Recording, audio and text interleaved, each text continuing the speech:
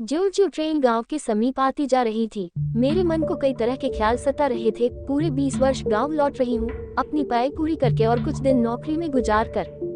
क्या अब भी वैसा ही होगा मेरा गांव? वैसी ही पगंडियां, खेत, कुएं, बावड़ी, नदी और बसवाड़ी।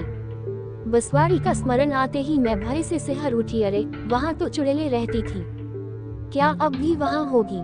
गांव से बाहर की तरफ गढ़ियाँ थी, जिनमें बरसात का पानी भरा रहता था।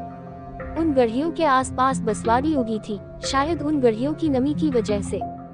गढ़ियों का पानी जहाँ शौच के बाद सफाई के काम आता था, वहीं बसवाड़ी के मोटे मोटे बांस, उनकी पतली पतली कैनियां और पत्ते मिलकर ऐसा घना झुरमुट बनाते कि वहाँ गंवई स्त्रियों की इज्जत सुरक्षित रहती, अर्थात वहाँ वे निश्चिंत होकर शौच कर सकती थी। सुबह को फटने से पहले और शाम को अंधेरा होने के बाद स्त्रियां झुंड में, तो कभी अकेली भी बसवाड़ी हो आती थी। तब आजकल की तरह घर घर में शौचालय की व्यवस्था नहीं थी। गांव के लड़के अक्सर गर्मी की दोपहरिया में गढ़ियों तक जाते, वहां सीधली और गिरई मछली पकड़ते, बांस के पत्ते को जलाकर भूनते और खा पी कर थोड़ी ही दूर पर स्थित नदी में नहा धोकर लौट आते। कभी कभी वे ढीह बाबा तक जाते और बाग बगीचों से तोड़े कच्चे पक्के फल फूल चढ़ाकर लौट आते।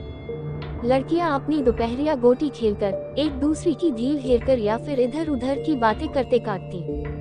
गांव में एक ही प्राइमरी पाठशाला थी, जो बरगद के पुराने घने पेड़ के नीचे लगती थी। बच्चे घर से बोरा, पटरी व खड़िया लेकर वहां जाते। पटरी को रोज ही कोयला घिसकर चमकाया जाता था। उस पर लाइन खींचने के लिए दूध या पानी तैयार होता, जिसमें मोटा डोरा डालकर उससे लाइनें खींची जाती। फिर नरकेट की कलम या सूखी दूधिया से बनाकर सुंदर अक्षरों में लिखा जाता। पाठशाला में एक ही मास्टर थे, जिनका नाम तो रमाशंकर था, पर बच्चे उन्हें यमराज कहते।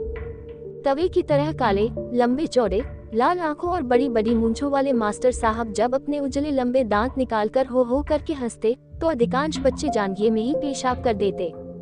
वे मारते भी बहुत थे। उनके हाथ में हमेशा हरी छड़ी रहती, जो पेड़ की ताजा टहनी से बनी होती, जिसकी मार से निशान तो नहीं पड़ता था, पर उसके लगते ही बच्चे को मिर्गी का दौरा सा पड़ जाता। अरे माए, अरे दादा, अरे बाप की पुकार मच जाती।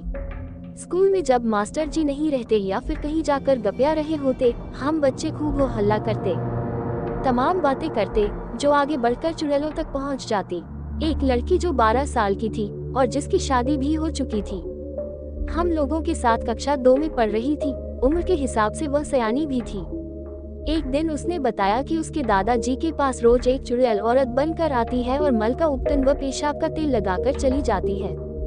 एक लड़का बताता था कि उसने चुड़ैल देखी है, सामने वाले सिमर के पेड़ पर बंदर की तरह चढ़ रही थी। ऐसे अनगिनत किस्से। मैं डर के मारे कांपने लगती। घर पहुंचकर दादी की गोद में छिप जाती। थोड़ी देर के बाद पूछती, दादी क्या चुड़ैल होती है? दादी कहती, होती है न। फिर एक घटना सुनाती। एक बार मेरी मौसी मूर्ति, जिन्हें गांव के लोग मूर्तियां कहते थे, को आधी रात को ही बसवाड़ी जाने की जरूरत महसूस हुई। वे बड़ी निडर थी, अकेली ही निकल पड़ी। बसवाड़ी होकर वे नदी के किनारे से वापस आने लगी, तो देखा कि एक बड़ी सी रोहू मछली वहाँ रेत में पड़ी है। मौसी का मन ललचा गया। वे उसे पकड़ने लगी, तो मछली उछलकर आगे चली गई। मौसी भी बढ़ी, फिर आगे मछली, पीछे मौसी। आखिर में मछली पानी में चली गई। मौसी समझ गई कि यह मछली नहीं, कुछ और है, पर वे बिना डरे और मुड़े सीधे घर की तरफ चली, तो पीछे से किसी के नाक से बोलने जैसी आवाज आने लगी, ए मुर्तियां रोहू खई बे लोहू। मौसी ने पलट कर नहीं देखा, वरना जान से चली जाती। मैं डर कर पूछती, दादी वो मछली क्या चुड़ैल थी? दादी कहती, नहीं, बुढ़वा था। जो लोग पानी में डूबकर मर जाते हैं वो बुढ़वा बन जाते हैं। जब तुम्हारे पैर में नदी के किनारे लिबलिबा लिचलिचा सा कुछ चिपकने लगे, तो समझ लेना बुढ़वा पकड़ रहा है। मैं चीख कर रोने लगती, तो माँ आकर दादी को डांटती, क्यों बच्ची को डराती है? मैं इसे अपने भाई के घर भेज दूंगी, यहाँ रहकर बर्बाद हो जाएगी।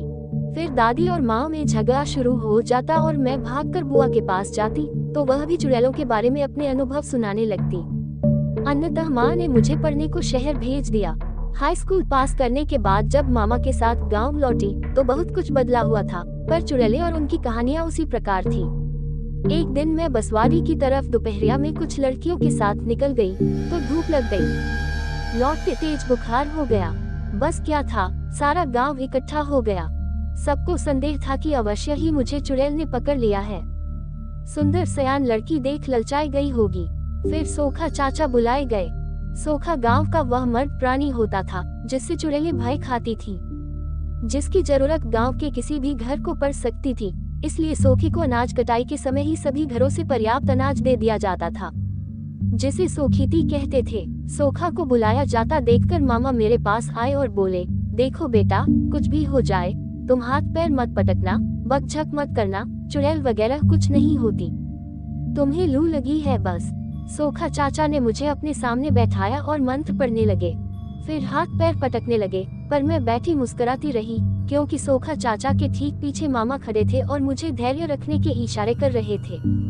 बड़े घर की लड़की थी, इसलिए मुझे न तो लाल मिर्ची की धूनी दी गई, न मारा पीटा गया, वरना गरीब घरों की स्त्रियों को सोखा चाचा मारते पीटते थे, लाल मिर्ची की धूनी देते थे। एक बार पड़ोस की मीना दीदी के गाल को उन्होंने चिमटे से दाग दिया था। हटे कट्टे मर्द सोखा की मार से चुड़ैलें त्राही त्राही करती भाग खड़ी होती थी। शहर लौटने पर मैंने मामा से पूछा, चुड़ैलें औरतों को ही क्यों पकड़ती हैं, मर्दों को क्यों नहीं पकड़ती? मामा मुस्कुराते हुए बोले, अब ये भी पूछ कि मर्द ही सोखा क्यों होते हैं, औरतें क्यों नहीं? मैंने उत्सुकता से पूछा, हाँ।